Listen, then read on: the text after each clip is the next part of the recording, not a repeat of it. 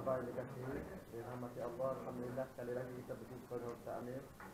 Kali ini dalam sesi yang tajuk berlainan kerapuhan iman antara percaya dan yakin. Dah 12.30 saya tak nak melengahkan masa, saya pergi pada Ustaz lah. Ustaz. Assalamualaikum warahmatullahi wabarakatuh. Terima kasih kepada saudara juru acara majlis tetap kita. Segala puji dan puja bagi Allah, sama-sama kita lafazkan alhamdulillah. Selawat dan salam ke atas junjungan yang mulia Nabi Muhammad sallallahu alaihi wasallam, ahli keluarga dan para sahabat baginda. Allahumma salli ala sayyidina Muhammad wa ala alihi wa sahbihi ajma'in. Yang dihormati pihak pimpinan pengurusan di Cari Gali Has, semua staf yang hadir pada waktu dan ketika ini, selamat bertemu dan berjumpa lagi buat kali yang ketiga lah kot saya rasa. Pertemuan kita mendapatkan majlis ilmu pada hari yang ke-29 daripada Rejab 1436 Hijriah. Baik, tuan-tuan dan puan, dalam sebuah suasana yang baik ini, iaitu dihidu bau makanan yang macam-macam ni, maka kita teruskan pertemuan kita yang begitu sekali amat bermakna, yang sekali amat baik untuk kita jadikan sebagai suatu peringatan bersama dengan tajuk yang kalau dalam bahasa yang lain orang panggil apa, hard topic, sebuah topik perbincangan berat yang dihadapi oleh setiap manusia apabila mereka berhadapan dengan Nabi dan Rasul mereka. Begitulah juga yang dihadapi oleh Nabi Muhammad sallallahu alaihi wasallam ketika berhadapan dengan umatnya di awal-awal penyebaran agama Islam yang berlaku pada waktu dan ketika itu.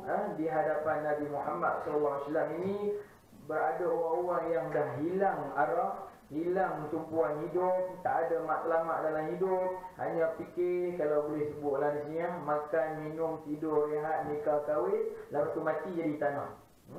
Jadi dalam otak mereka tu daripada awal selit biji mata sampailah tutup biji mata, itu sahaja yang ada dan dia fikir. Jadi Nabi Muhammad muncul di tengah masyarakat tersebut setelah berapa lama, tuan-tuan dan puan, kalau kita dapat maklumat lah. Kan apabila manusia ni sesat, kebanyakannya bila mana tak ada Nabi dan Rasul. Sebelum Nabi Muhammad, Nabi apa? Nabi Allah Isa AS. Jadi lepas Nabi Isa diangkat naik ke langit tu, nak muncul Nabi Muhammad lahir tahun berapakah tuan-tuan? Sebagaimana kita dapat maklumat, berapa lamakah masanya? Yang masyarakat kita selalu duk menyanyi kan, tercipta satu lembaran sejarah di tanah suci kota Makkah, hari yang mulia penuh saadah, bermulalah sebuah kisah. Bermula sebuah kisah tu bila? Esok lusa ke? Tak pernah tahu 600 tahun lamanya. 600 tahun tu bukanlah satu tempoh masa yang sekejap, lama. Apa jadi orang pada masa 600 tahun tu? Tak ada Nabi, tak ada Rasul, tak ada alim ulama. Yang ada hanyalah kitab-kitab Taurat, Zabur dan Injil, ada saja. Ada ke tak ada para pengamal kitab tersebut? Tak ada. Ada ke tak ada orang yang tahu? Ada, tapi tak menyampaikan. Akhirnya apa jadi?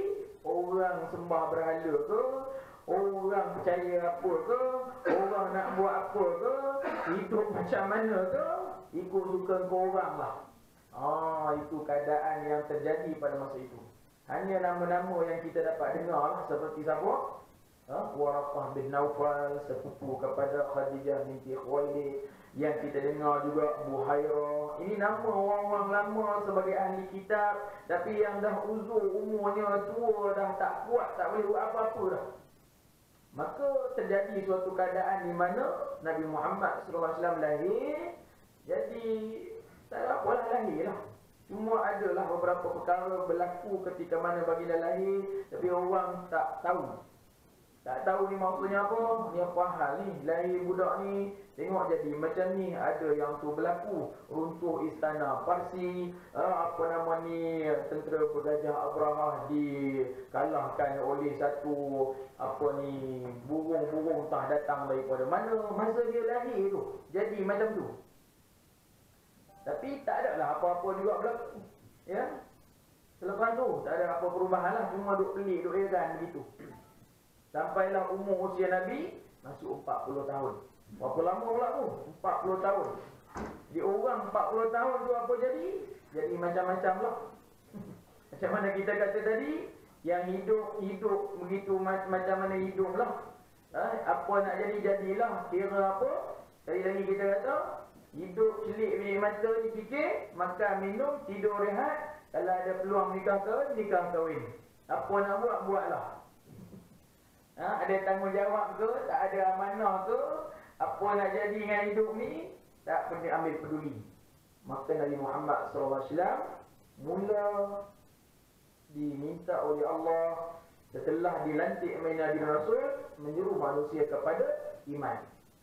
Inilah saya terpaksa mulakan mukaddimah tersebut kerana nak bagi kita nampak hubung kait dengan tajuk kita apa dia?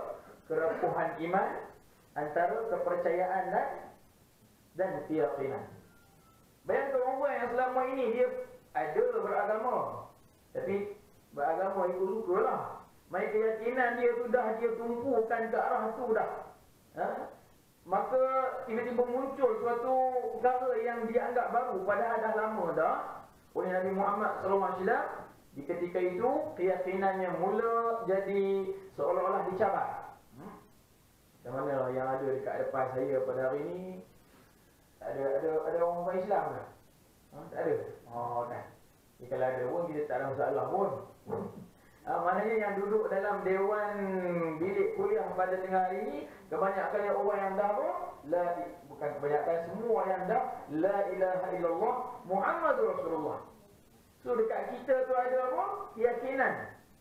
Kita dah letak dah sebagai suatu pengiktirafan dalam hati dan jiwa kita, al-qasdu bil qalb, kemudian kita wal iqrar bil lisan, kita dah ucap dan lafaz dah, kemudian kita nak kena tambah apa dia, wal amalu bil arkan, dengan sikap tingkah laku perbuatan kita ke arah nak membuktikan iman kita tadi. Tapi rupa-rupanya dalam perjalanan kita nak memelihara, menjaga iman tersebut, ada ujian, ada cabaran, ada dugaan yang menyebabkan kadang-kadang kita apa? Gundah gulana. Kadang-kadang terjadinya apa kat diri kita? Galau. Bahasa baru, pernah dengar? Galau ni apa maknanya cikgu? Ya macam lebih kurang macam ragu-ragu. Tahap keyakinannya berubah-ubah. Sebab apa jadi macam tu, tuan-tuan muslimin yang dirahmati Allah? Maka Imam Al-Ghazali rahimahullah ta'ala telah membawa suatu kaedah yang pandangan kepada kita berkaitan dengan keadaan, dan beliau yang merupakan seorang ahli falsafah yang telah membuat suatu pandangan untuk orang-orang kemudian ini supaya mereka pelihara iman mereka, jaga amal mereka, sayang takwa mereka, dengan dia panggil apa? Satu kaedah dia panggil minhajul al-abidin. Tu. Nak dengar kan apa kita ni kan? Ada belajar kat ni masjid kita kan? Apa nak belajar topik ni? Katakan tengok. Bawah ni bawah dengar Minhajul abidin ni maksudnya minhaj. Minhaj is in English we call method. Orang putih ambil orang Arab punya bahasa tu. Biasalah pinjam meminjam. Minhaj is method. Method how to become a Muslim, very good Muslim, mukmin, a very good mukmin. Maksudnya macam mana seseorang tersebut dia sayang kepada iman dia, jadi seorang hamba, seorang khalifah yang dia kena faham bahawa hidup ini pasti tidak boleh dapat tidak mengelakkan diri daripada menghadapi ujian, cabaran dan godaan dalam hidup.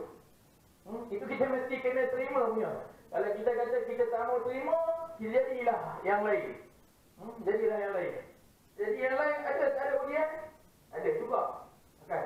Ibarat kita letak seperti satu pokok. Iaitu batang pokok. Maka kita nak pilih jadi apa? Bahagian mana? Nak jadi bahagian bawah? Ada ujian tak? Bahagian bawah? Ada ujian tak? Saya tak mau jadi atas lah, tak mau jadi tengah, saya nak duduk di bawah je. Dipijak orang. Ui, susahnya jadi bawah. Usaha diri, tingkat hidup, dah capai dah, duduk pada pertengahan. Dah ada dah satu establish hidup, develop hidup dengan ilmu, dengan ni. Ada tak ada cabaran? Ada. Apa cabaran di tengah-tengah ni? Dapuh lagi. Mudah dipatah-patahkan orang. Lalu orang ni, tak boleh macam ni orang punya. Tingkat lagi, naik lagi. Akhirnya kita jadi satu orang yang berkuasa. Duduk di puncak atas. Macam mana saya ada di sini, saya tak tahu saya duduk bawah ke tengah ke. Asal sini kot, baru nak sampai ke puncak. Kita dah duduk kat depan ni kan, kita ada sikit kuasa diberi kepada kita. Nanti bila kita dah sampai ke puncak ni, ada ke tak ada lagi ujian? Oh, lagi besar ujian ni. Apa ujiannya? Antaranya bila duduk paling atas, paling tinggi ni, bila kita duduk kat depan macam ni, orang kenal kita, orang tengok kita. Apa antaranya? Kalau pokok lah ibarat, sekali-sekala sukalah angin sepoi-sepoi bahasa datang. Orang muliakan, orang naknikan, orang bagi ruang dan tempat. Tapi sekali-sekala akan ada tak apa? Ribut taubat. Tu. Macam mana jadi apa? Seorang ahli abid, ahli ulama hebat, macam apa? Dr. Yusuf Al-Qaradawi. Nak fikir akan diancam dengan jatuh hukuman mati. Sampai mati. Mandatori. Mereka tak boleh elak. Seorang siapa pun tak berani nak apa? Buat suatu pernyataan, ini salah, ini tak benar. Dengan Imam Majlis Haram pun tak berani nak kata apa. Ini ujian dalam hidup tuan-tuan dan puan. Subhanallah. Okey, baik, kita tinggalkan yang tu dulu. Maka sebab itu Imam Al-Ghazali telah membuat satu kaedah. Dia kata kita kena melalui 7 gunung. 7 gunung untuk mencapai tahap menjadi seorang hamba yang baik insya-Allah, supaya keyakinan kita terus bertambah yakin. Mudah-mudahan apa tadi? Kerapuhan iman kita, keraguan kita itu dapat kita asingkan, kita letak ke tepi, ataupun macam mana kita nak pelihara dan jaga. Dia kata seorang manusia kena daki 7 gunung. Ada kat depan saya ni kaki panjang gunung?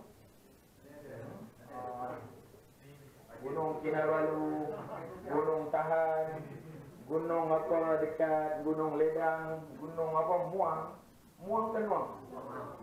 Gunung Muang. Gunung-gunung tu termasuk Gunung Everest.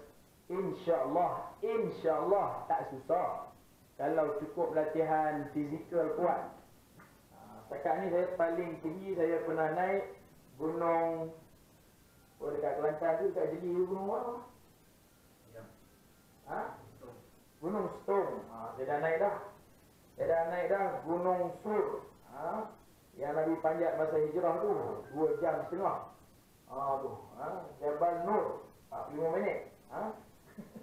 Ni. Tapi tempat-tempat tu tak susah kalau kita kata ada apa?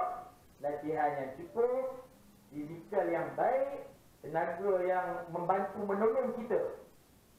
Cuma adalah ujiannya. Kalau Gunung Sur tu tengok dengan mata memang tak mampu untuk kita naik. Tapi rupanya sampai ke satu stesen, ada Pakistan jual apa? Pepsi, jual apa nama ni, susu. Itu satu stage, naik lagi, ada lagi. Macam yang kita pelik macam mana dia pikul naik peti air tu kita pun tak faham. Sampai dekat-dekat tu, kawasan Nabi bersembunyi dekat Gua Sur tu pun ada lagi. Boleh lepak, boleh ambil gambar gunung. Gunung-gunung tu taklah sesuatu sebagaimana kita boleh sangka dan jangka. Tapi gunung-gunung ni payah. Gunung apa ni? Dia bukan gunung Tan. Gunung Kinabalu. Dia panggil gunung apa? Gunung Taubat. Nak jadi seorang hamba yang baik, kena daki gunung Taubat. Kena dukung gunung ni ramai dah orang daki. Biasanya taubat ni dikaitkan dengan apa? Kita ada hilap dan salah. Kita ada dosa kecil, ada dosa besar. Saya dan kita semua yang dirahmati Allah, agak saya juga termasuk. Kadang-kadang ditegur dalam kita punya grup, dalam kita punya perkumpulan jemaah kita. Macam mana kita punya kehidupan hari ini, saya terasalah juga kan. Mana berbanding kita duduk satu zaman dahulu dibentuk dan dididik dalam kawasan pondok, yang environment kita itu sebenarnya boleh menolong dan membantu kita. Hari-hari yang kita lalui, kita tengok dan jumpa orang, sangka baik. Kita jumpa orang, kita rasa hubungan kasih sayang tu ada. Dalam suasana tu, persekolahan, pentadbiran dan sebagainya. Tapi bila mana kita keluar di tengah masyarakat, kita cuba nak buat macam mana dulu, tak mampu kita nak buat dalam apa? Taman kita, dalam surau kita. Bila kita terlibat dalam pekerjaan ni, kita jumpa ni, pertama sekali memang sembang apa? Makan minuman tak ada lagi lah. Sembang apa lagi? Sembang duit ni, takut. Kau amat takut sembang duit.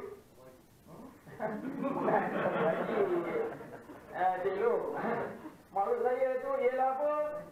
Sembang duniawi, kita dengar tu takut. Takut.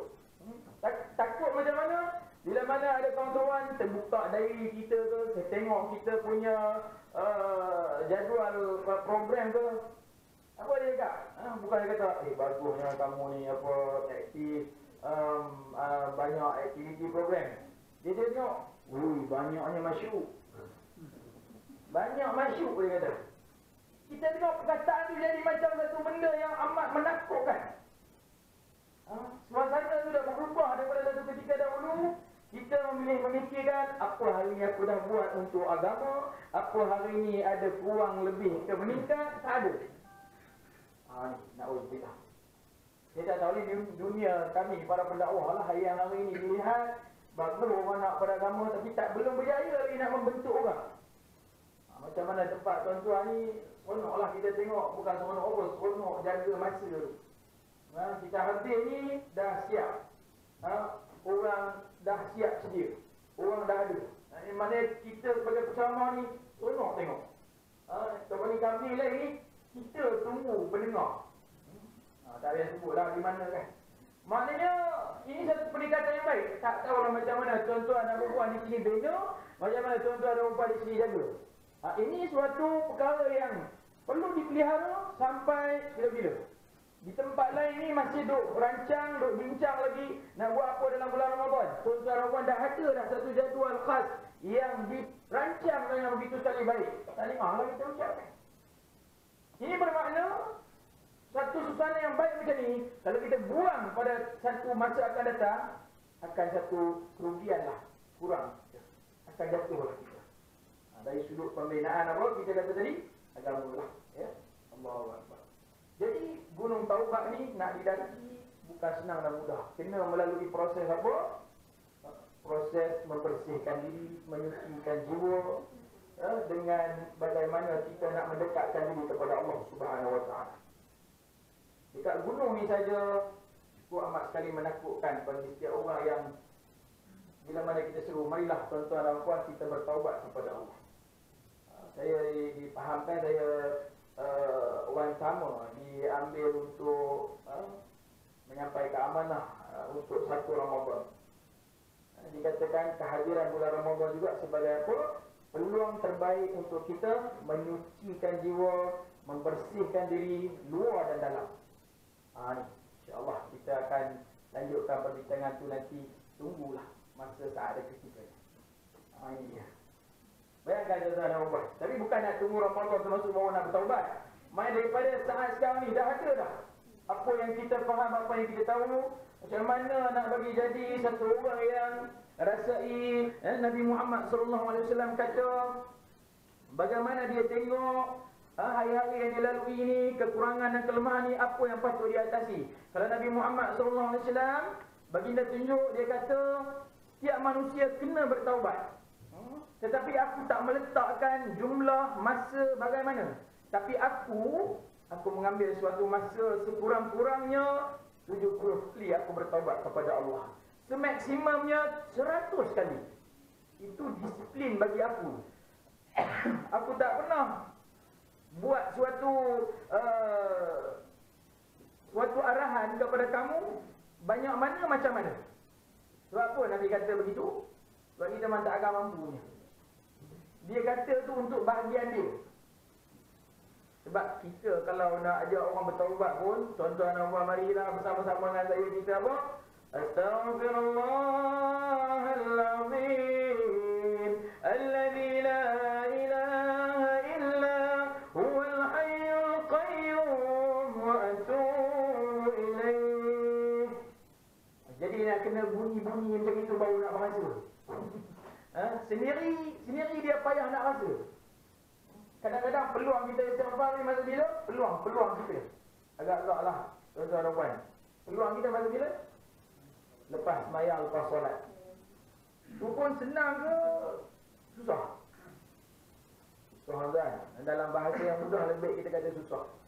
Kita dapat peluang tu, tapi cara kita nak buat tu kadang-kadang kan. Assalamualaikum warahmatullahi. Assalamualaikum warahmatullahi. Astaghfirullahalazim. Astaghfirullahalazim. Astaghfirullahalazim. Astaghfirullah. Jadi dia kata tu, aku minta ampun kalau engkau ya Allah. Aku minta ampun, tapi sambil aku minta ampun tu, apa pula mesejnya? Astaghfirullah. Jadi pelik juga kan? Dia punya hubung kait diri dia dengan dia ucap tu, masuk ke tak masuk, Allah alam, tak tahu. Astagfirullah.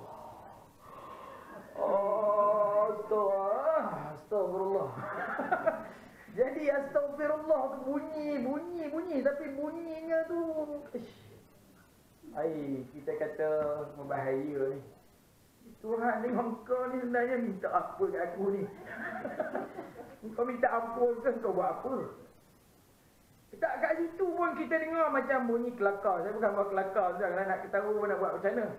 Tapi kadang-kadang kita malu kepada Allah Subhanahu Wa Taala yang kita kata nak minta ampun tu, caranya begitu. Ada setengah tempat yang kita pergi habis insya-Allah lebih especially dia tengok ustaz ni dah panjang sangat kuliah kan. Jadi tak tahulah dia nak tunjuk apa atau dia suruh kita pula jadi imam. Dia boleh lipat jadah, lipat apa, lipat kita. Astaghfirullahalazim. Astaghfirullah. Lipat jadah. Astaghfirullah. Betul pula. Ampun, sampai tak boleh nak sambut. It's just only three times saja. 3 kali je kita nak sebut Astaghfirullahalazim tu. Tapi tak ada satu perasaan, tak ada satu kekhusyukan, tak ada satu nampak fokus. Oh subhanallah. Tuan-tuan, ni kalau ikut huraian sebenarnya lagi sangat panjang lah, kata Al-Ghazali. Dia kat sini pun kita dah teruji dan terduga lah. Jadi kita boleh tahulah apa tahap kedudukan iman kita antara yakin dan kerapuhan tadi berlaku dan terjadi. Maka yang kedua, untuk menambah baik tingkatan gunung yang seterusnya yang kita kena daki ialah gunung apa? Everest ke? Bukan. Gunung tu tadi kita kata apa? Tak susah. Gunung ilmu. Ini memang tidak dapat lari lah. Gunung ilmu. Jadi kalau bertaubat sahaja, dah ada kesedaran, dah ada keinsafan, tapi masalahnya ilmu pula tak ada. Kan? Nampak aku jadi orang baik lah, aku nak orang ini kan, kadang-kadang dia jiwanya dah kosong, jiwa dah bercelaru. Tiba dia jumpa suatu tempat untuk dia dapat suatu kebaikan dalam hidup. Tapi malangnya tempat yang dia peroleh itu caranya salah, ilmunya sesat dan sebagainya. Na'udzubillah min dzalik. Jadi gunung ilmu ni sangat banyak tuan-tuan. Dari sudut apa? Ilmu akidahnya, ilmu syariatnya,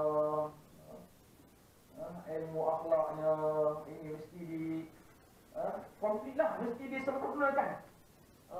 Berdasarkan pula dapatan oleh Quran, hadis. Ini memerlukan masa, satu tempoh yang kalau Tuhan bagi kepada kehidupan kita, tak kira lah. Kalau cara kita Allah rezekikan sampai umur 10 tahun, sampai 10 tahun lah. Yang mana kita masa tu faham akidah dan syariat. Tapi yang saya nampak depan saya ni, bukan yang umur 10, 20 lagi dah. Dah umur over 40. Hampir kebanyakan yang takut ya. Dah masuk dekat nak apply series dah. 60 ada. Tak apalah, tak kisahlah. Maksud saya tu ialah, saya yang duduk kat depan ni dan kita semua yang hadir, macam mana dengan faktor peningkatan umur dan usia kita tu, maka kita melihat terhadap diri kita, akidah kita, syariat kita dan akhlak kita ni dah mencapai ke tahap, taraf, graf yang agama nak dan mau. Dan kalau pada masa itu Tuhan panggil kita balik, adakah kita sudah bersiap sedia? Macam mana ada orang pernah tanyakan, are you ready to die? Bukan are you ready for die? Itu lain. Are you ready to die? Apa tu? Lama dah tak dengar perkataan tu. Kan? Agak lama dah dulu. Ini maknanya kalau soalan tu datang kepada kita oleh malaikat maut, kamu ni dah bersiap sedia ke nak mati? Nanti dululah malaikat. Bukan kita kata kita takut kepada mati tu. Kita dah tahu dah memang kita tak boleh nak elak kepada mati. So kita bimbang, adakah tahap akidah kita, syariat kita, akhlak kita ni sudah memenuhi ke tidak tahap yang dikehendaki oleh Allah SWT tersebut. Jadi macam mana yang kita berdapat ni hanyalah sekadar apa? Tazkirah tambahan, maklumat-maklumat sampingan. Tapi yang kita nak kena lebihkan lagi, di luar lagi daripada ni. Tapi kita dah agak cukup bernasib baik. Maksudnya ada sokongan daripada tuan-tuan dan puan melihat program-program baik yang diadakan oleh Syari Galihan ni. Kita nak hadir dan datang untuk beri sokongan. Ini dia tuan-tuan dan puan. Yang ketiganya, okey, katakanlah kita sudah dapat adakan dalam hidup kita kesedaran dan keinsafan diri, dah tahu kata diri ni kena berpatah balik kepada Allah dan Rasulnya, kita dah berjaya mendaki gunung ilmunya. Ada ke tak ada lagi gangguan, dugaan ujian yang lain? Maka kita akan hadapi gunung yang ketiga. Gunung kepada penghalang. Penghalang kepada nak beribadat, kepada nak menjadi seorang mukmin yang baik, mukmin yang sejati, mukmin yang hakiki. Inilah yang terjadi. Kalau kita ingat dalam sehari dua ni dibincangkan di sini tentang apa? Peristiwa Al-Isra wal Mi'raj. Berlaku dan terjadi pada ketika bila? Al-Isra wal Mi'raj tu tuan-tuan dan puan. Tadilah kita tanya sikit kan, sebab tiap-tiap tahun Malaysia ni duk anjur duk buat program tersebut. Ni ada ramai-ramai. Kita ambil, kita tanya orang. Jawab je Ustaz. Kan? Tanya, dah selalu duk buat sangat kan? Mesti maklumat tu datang. Tahu ni dah? Apa dia? Okey. Kira okey lah tu. Tapi jawapan tu kira tak tepat lagi tu. Belum orang boleh nampak lagi kan. Tahun pertama kenabian sehinggalah tahun ke-10 kenabian. Ada riwayat juga ada tahun ke-11 kenabian. Pada usia Nabi masa tu 52 tahun. Bayangkanlah dah belasan tahun membina iman, ilmu, akidah, syariat. Tiba pada masa waktu dan ketika itu Tuhan uji mereka dengan kejadian yang berlaku kepada Nabi Muhammad sallallahu alaihi wasallam. Bagaimana yang kita sedia maklumlah, pada masa tu terjadinya apa? Tahun kesedihan tadi, tahun yang cukup amat menderita bila mana dia meneruskan si dakwahnya ke Taif. Akhirnya dalam keadaan yang gundah gelana, memikirkan macam mana nak teruskan perjuangan Islam ni, seolah-olah rasa diri keseorangan. Datang pula malaikat menawarkan, kamu nak apa wahai Muhammad? Nak aku hancurkan umat Bani Taif dan umat Mekah ni? Jangan. Seolah-olah apa? Malaikat Jibril ni memujuk Nabi.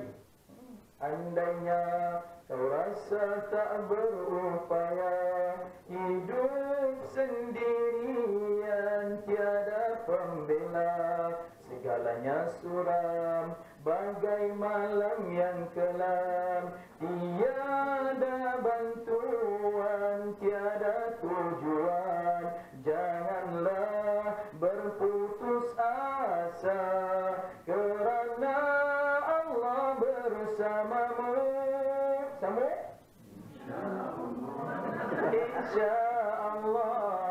InsyaAllah you'll find the way. Kan? Seolah-olahnya begitu maksud macam malaikat tu nak urut belakang Nabi, belai Rasulullah SAW dengan bimbang, wahai Muhammad, Allah sentiasa bersama dengan kamu. Hidup dalam keadaan tak faham. Akhirnya apa jadi? Nabi Muhammad SAW dibawa oleh Allah, subhanallazi asra bi'abdihi lailan minal masjidil haram ilal masjidil aqsa. Maksudnya Allah, Tuhan yang telah memperjalankan hamba-Nya Nabi Muhammad daripada Mekah, Masjidil Haram ke Masjidil Aqsa. Yang perjalanan itu kami berkati di kelilingnya, kami perlihatkan kepada engkau tanda-tanda kekuasaan dan kebesaran kami. Sesungguhnya Allah Maha melihat lagi Maha mendengar. Ronok Nabi.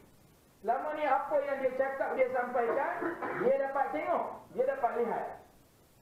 Akhirnya apa berlaku, tuan-tuan dan puan? Halangan terjadi. Bila mana dia dah cerita tentang iman, syariat tu macam mana, bagaimana akhlak kehidupan manusia, kalau buat macam ni, kena macam ni, kalau buat baik akan dibalas begini. Subhanallah.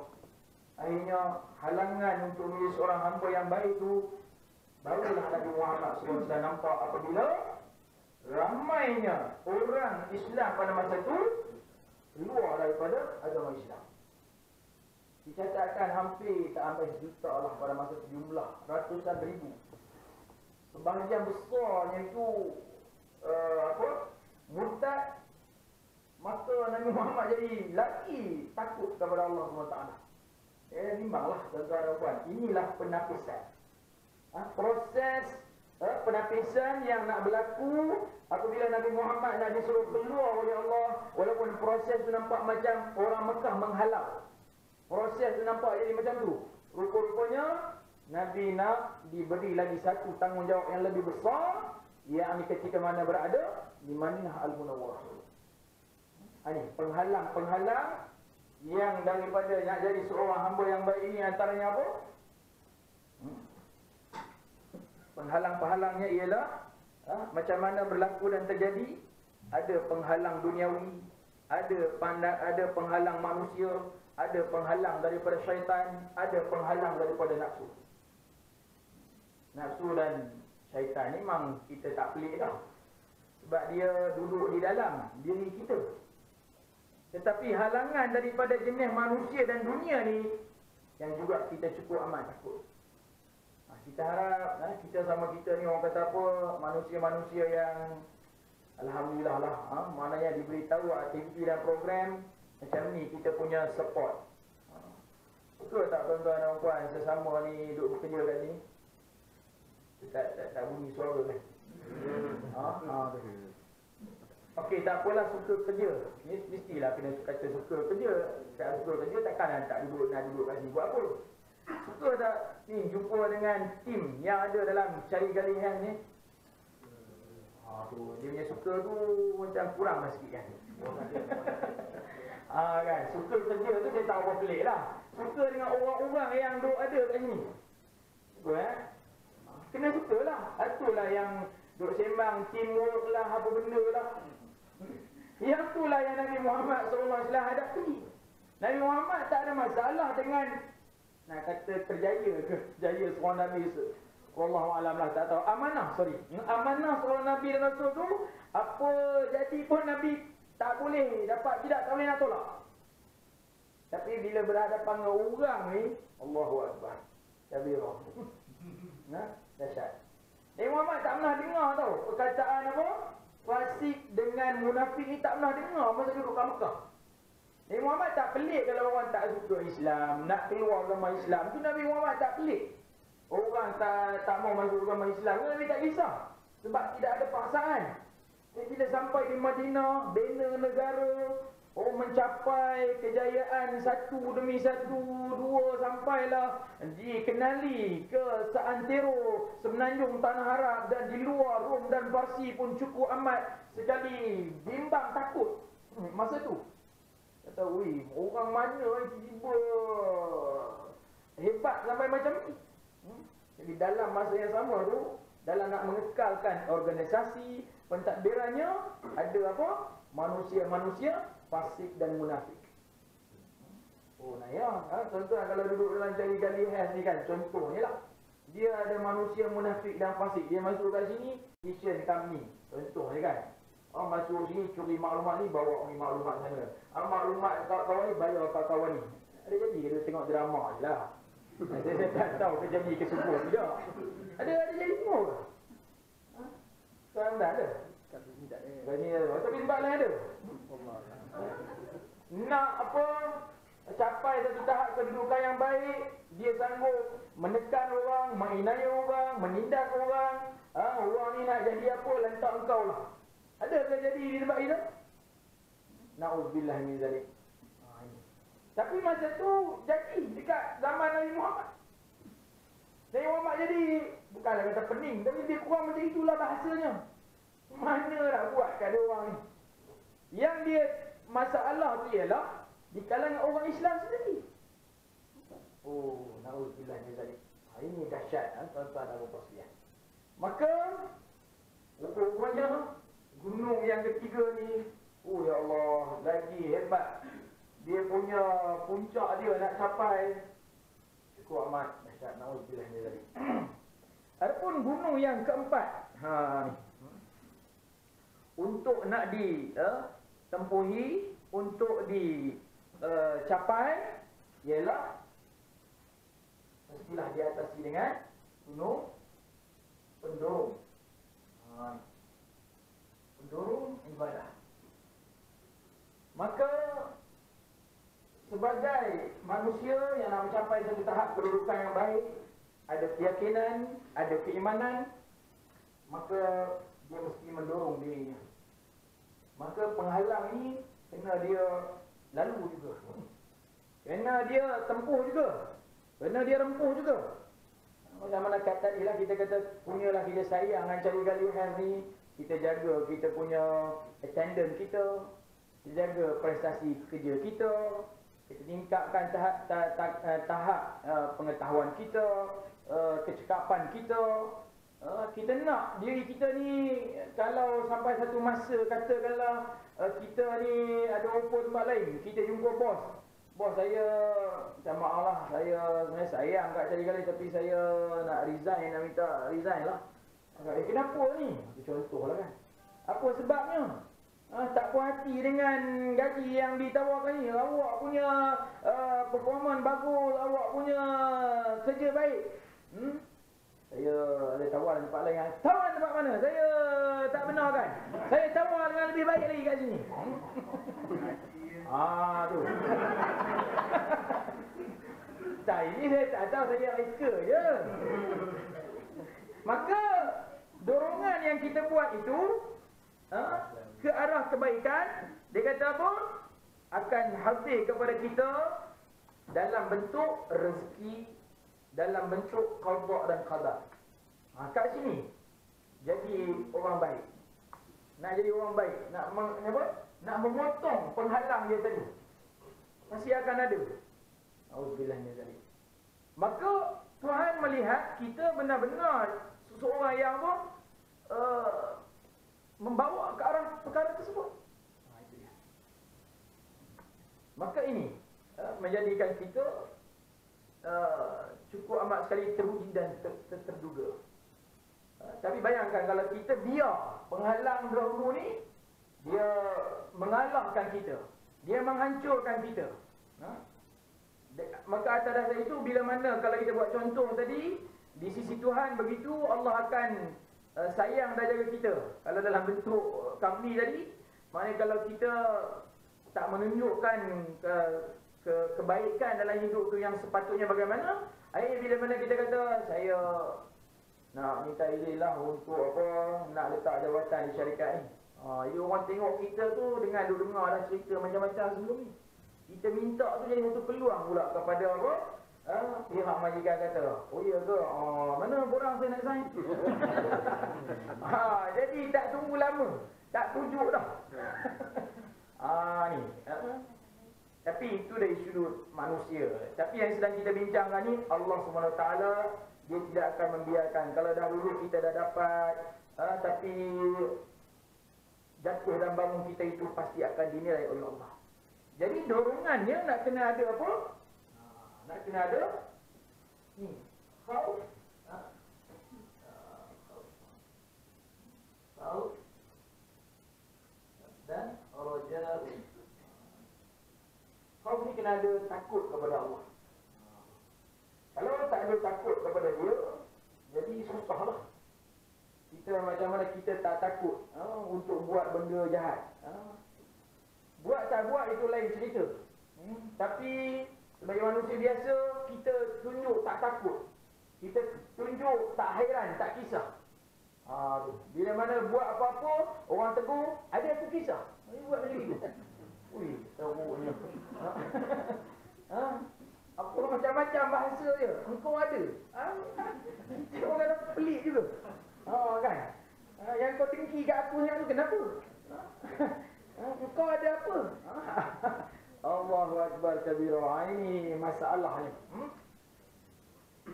Tak cukup dengan sekadar takut, tapi tak ada suatu harapan, keinginan, kemahuan. Inilah apa yang dipanggil sebagai raja'un. Raja. Mi tu. Itu rojak makan. Ini raja'un, merujuk kepada harapan, keinginan dan kemahuan kita. Daripada halangan tadi, daripada halangan yang ada tadi, kita teruskan dengan apa? Takut kepada Allah, dengan kita mengharap sesuatu yang baik daripada Allah. Tapi pasti akan datang kepada kita gunung yang kelima. Yang kelima, perintah ibadah. Perintah ni apa? Dia ni lah. Dia hampir nak lebih kurang macam halangan jugalah. Dia apa? Dia masuk, dia akan tolak kita. Dia akan kuis kita. Bagi jadi apa? Jatuh tergelincir. Apabila adanya bala. Bala ni dalam bahasa Melayu kita panggil apa? Ujian lah. Jadi kalau kena sesuatu kepada kita, kita kata, kau ni dah kena balak ni. Kau cakap elok sikit. Kita tak boleh terima perkataan tu. Sebab kita duk bayang balak tu macam kayu balak. Balak tu bukan kayu balak. Balak ni ujian. Apa ujiannya? Allah sebut dalam surah Al-Baqarah ayat 156. وَلَنَبْلُوَنَّكُمْ بِشَيْءٍ مِّنَ الْخَوْفِ وَالْجُوعِ وَنَقْصٍ مِّنَ الْأَمْوَالِ وَالْأَنفُسِ وَالثَّمَرَاتِ وَبَشِّرِ الصَّابِرِينَ. Dan akan diuji kamu dengan rasa takut dalam hidup. Takut apa? Tak tahulah. Macam-macam rasa takut. Kalau kecil-kecil takut hantu, dah besar ni tak takut dah kan? Dia takut benda lain pula. Takut tak ada harta benda. Takut hilang kawan-kawan. Takut hilang cinta. Tu duduk datang tadi, duduk dengar lagu, ada sian lah juga kan, duduk dengar kahwin lama anak tak ada. Masih kurangkah aku menyayangi dirimu? Kita duduk dengar kata, ya Allah siannya. Perlukah aku jadi sebaik-baik apa benda lebih kurang begitulah, saya pun tak apa ingat. Tapi dengar tu sedih. Jadi takut dengan sesuatu yang na'udzubillah min dzalik. Kenapa macam? Tapi kita dah dapat atasi dah ketakutan-ketakutan macam tu ya. Mudah-mudahan ketakutan dalam bab duniawi ni kita cuba dapat atasi. Tapi lepas kagak? Dah lepas. Allah akan uji kalau kita dah tak ada takut, Allah akan uji dengan kelaparan. Tapi justru angkilah kalau cakap bab topi lapar ni, tak apa sesuai kepada kita. Nampak ni yang ada depan saya, berat timbangan muatan ni melebihi had yang dibenarkan. Tu. Minta maaf. Maka sebab tu Allah uji kita dengan apa? Nanti kita kena puasa bulan Ramadan. So kita dapat rasa, dapat feel dia macam mana. Allahu Akbar. Kalau kita tahu, ya Allah, ujian lapar ni jangan cakap besar. Ada orang sanggup apa? Gadai maruah, gadai segala-galanya untuk mendapatkan sesuap nasi. Na'udzubillah min dzalik. Macam mana nak bela, nak bantu, nak tolong. Sampai dikatakan orang kalau dah miskin, fakir, takut sampai jatuh kufur. Bila mana dia dah melihat hidup ni dah tak ada tempat bergantung harap lagi dah. Dia tak peduli dah nak dapat sesuap nasi walau dengan apa cara sekalipun. Halal haram ke dia tak ambil kisah. Kita tak tahu. Maka kita diminta untuk apa? Rasai ujian itu dalam bulan Ramadan. So ambillah juga peluang dalam bulan Syaban nanti kita berpuasa sunat bagi lelaki ya.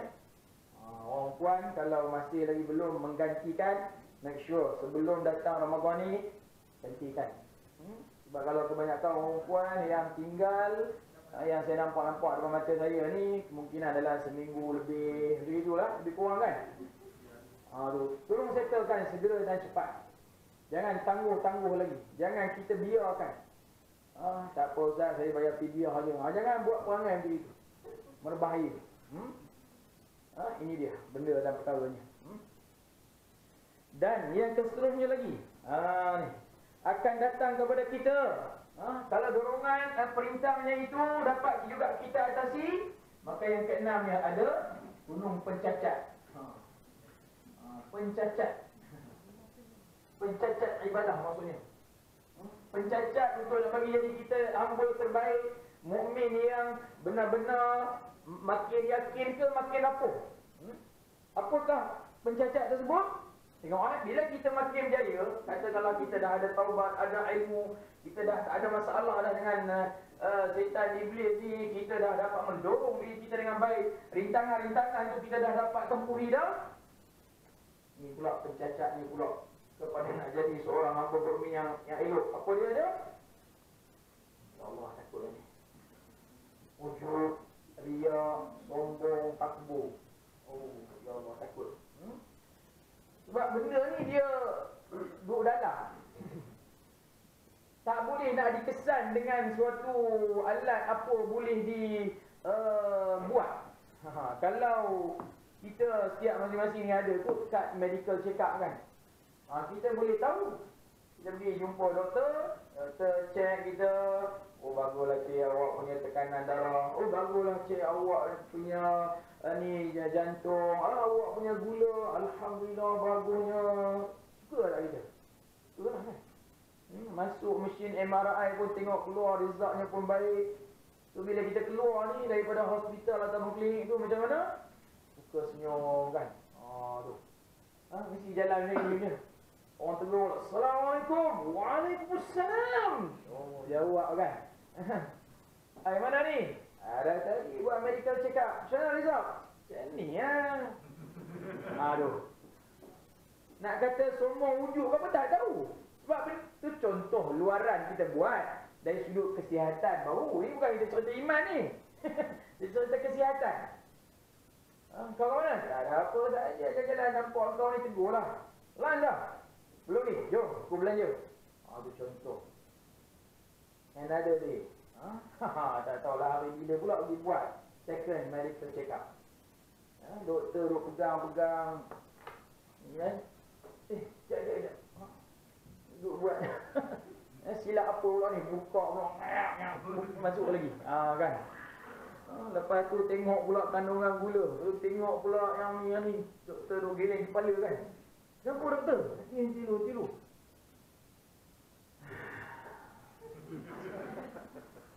Kenapa awak ni?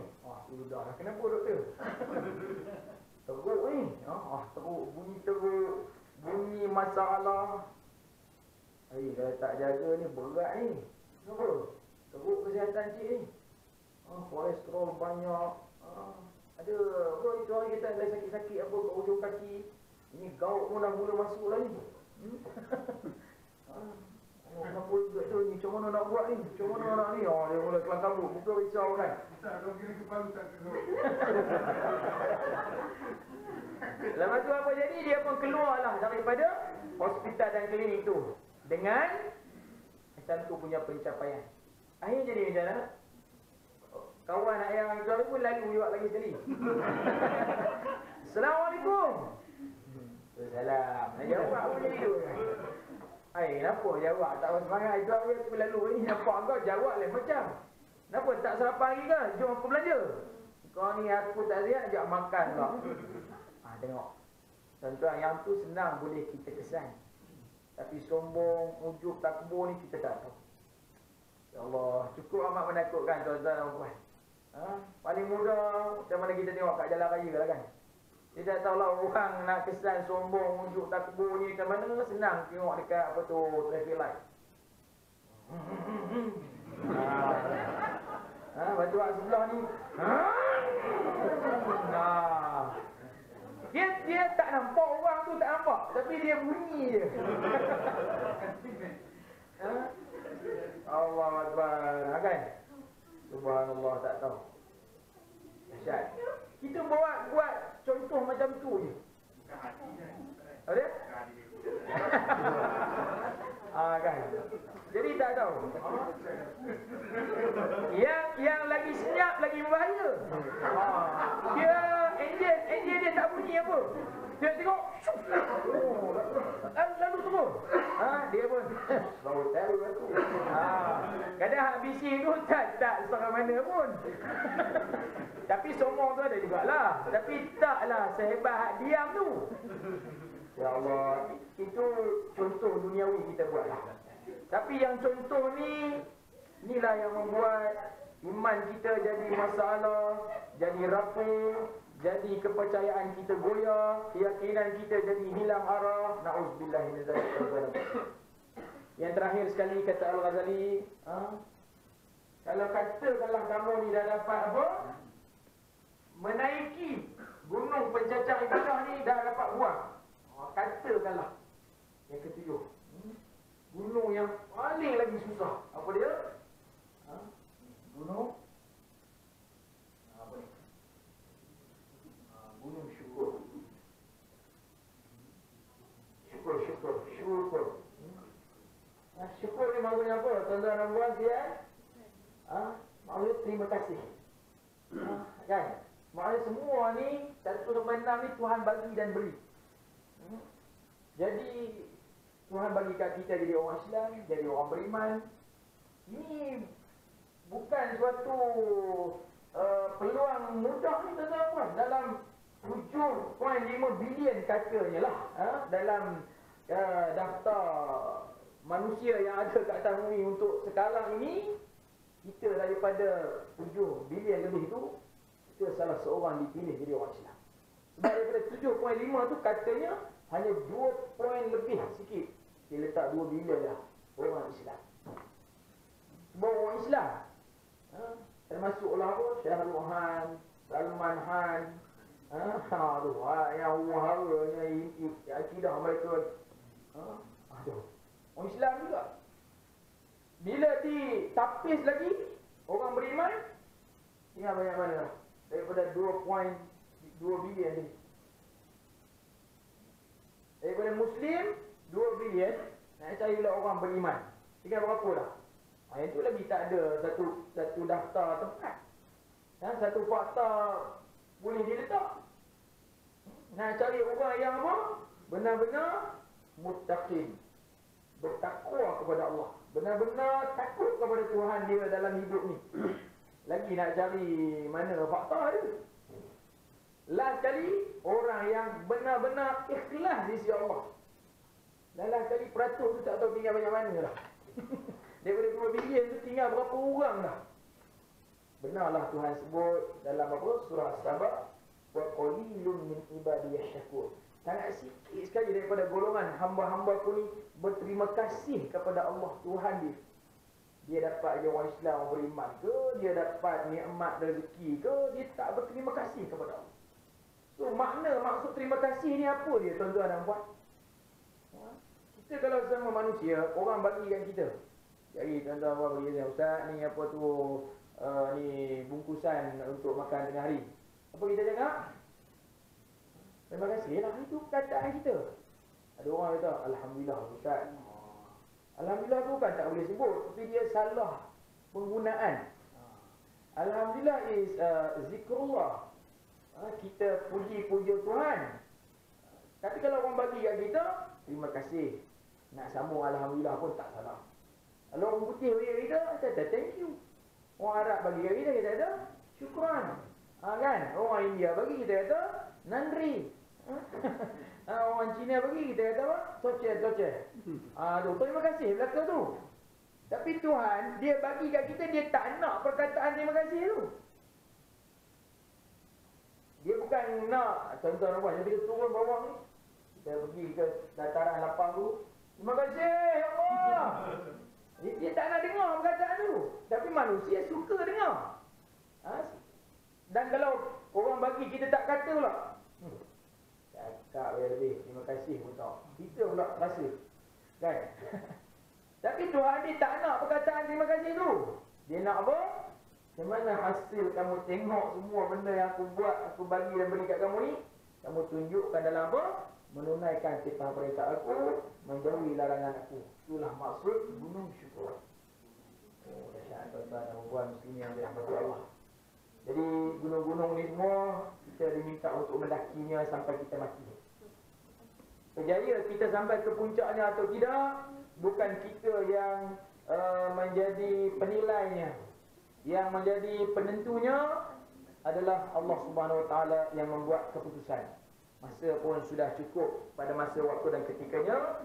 InsyaAllah kita ada rezeki, sihat tubuh badan, umur yang panjang. Kita bertemu dan berjumpa lagi pada 18 Jun InsyaAllah. Mohon maaf daripada saya. Aku qauli hadza wa astaghfirullahal azim li wa lakum wa lisa'iril muslimin wal muslimat fa yaqulul mustaghfirin wa ya najatul taibin. Billahi taufiq wal hidayah. Assalamualaikum warahmatullahi wabarakatuh.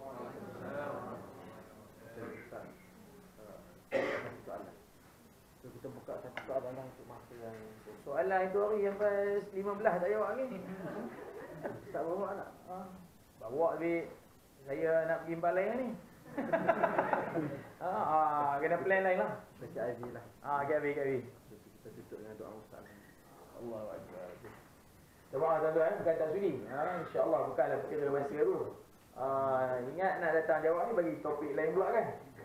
Saya ingat soalan ni Pak Raya pula ke apa. Bismillahirrahmanirrahim. Allahumma salli ala sayyidina Muhammad wa ala alihi wa sahbihi ajma'in. Radina billahi rabba wa bil islami dina wa bi Muhammadin nabiyyan wa rasula. Ya Allah, kami redha Engau Tuhan kami, Islam agama kami, Nabi Muhammad adalah pesuruhmu. Ya Allah, hidupkanlah kami dalam iman, matikan kami dalam iman, bangkitkan kami dalam iman dan masukkan kami ke dalam syurga bersama dengan orang yang beriman. Ya Allah, ampunkanlah kami, ampunkanlah kedua ibu dan bapa kami, ahli kaum keluarga kami, isteri dan anak-anak kami, dan juga kepada saudara mara kami, muslimin muslimat dengan rahmat dan kasih sayang-Mu, wahai Allah. Rabbana ya Rabbana zalamna anfusana wa illam taghfir lana wa tarhamna lanakunanna minal khasirin. Subhanakallahumma rabbana wa bihamdika asyhadu an la ilaha illa anta astaghfiruka wa atubu ilayhi. Wa la 'asri innal insana lafi khusr illa alladhina amanu wa 'amilus salihat wa tawasaw bil haqq wa tawasaw bis sabr. Walhamdulillahi rabbil alamin. Assalamualaikum warahmatullahi wabarakatuh.